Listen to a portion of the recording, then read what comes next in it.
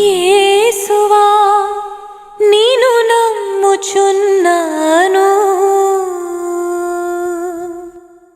Praise the lord. తపస్కాల 2వ ఆదివారము. ఈ ప్రొద్దు దైవ గ్రంథ పఠనముల ఆధారంగా మన ధ్యానాంశము మన హృదినే పర్ణశాలగా మార్చుదాం. ఈ ధ్యానాంశంలో మొదటి విషయము, దేవుని కొరకు ఏదైనా వెనుకంజ వేయక సమర్పించాలి.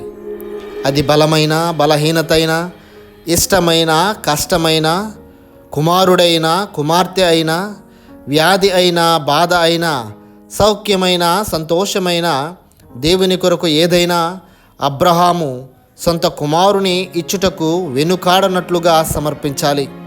రెండవది, మనకు మారుగా ఆయనే బలిగా మారెను. ఏసాకునకు బదులుగా పొట్టేలు వలె నా పాపములకు బదులుగా ఆయన బలిగా మారెను.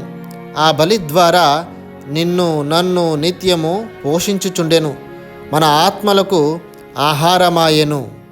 మూడవది, దేవుని కొరకు వెనుకంజ వేయని వారు అధికముగా దీవించబడెదరు. కన్న బిడ్డను వెనుకంజ వేయక అర్పించ సిద్ధపడిన అబ్రహాము లెక్కకు మిక్కుటమైన సంతానముతో దీవించబడినట్లుగా అధికముగా దీవెనలు పొందుతాం.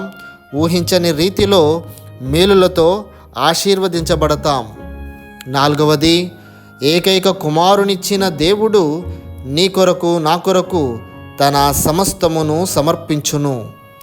ఆయనకు మన పట్ల ఉన్న ప్రేమ అంత గొప్పది, ఆయన కరుణ దయ అంత ఉదారమైనవి. కనుక మన పాపములకు ఆయన క్షమాపణ మరో మారు ఆలోచింపక అందించువాడు, హక్కున చేర్చుకొని మన్నింపు దయచేయును.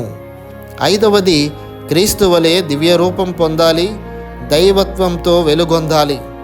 దేవద్రవ్యానుమానాలను స్వీకరించి దివ్య సప్రసాదనాథుని పాపము లేక స్వీకరించి సఖ్యతా సంస్కారాన్ని అనునిత్యం ఆచరించి ఆయన ఆలోచనలతో, ఆయన వాక్కుతో, ఆయన కార్యాలతో దైవత్వంతో వెలుగొందాలి.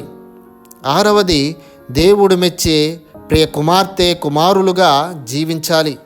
కుమారుని గూర్చి తండ్రి సాక్ష్యమిచ్చినట్లుగా పరలోకమందున్న మా యొక్క తండ్రి అని పిలిచే మనలను గూర్చి పరమ పవిత్రుడైన తండ్రి తన ప్రియ కుమార్తె కుమారులుగా మనకు గుర్తింపునిచ్చే జీవితం మనదవ్వాలి. ఏడవది, త్రేత్వవంతునికి మన హృదయనే పర్ణశాలగా మార్చాలి.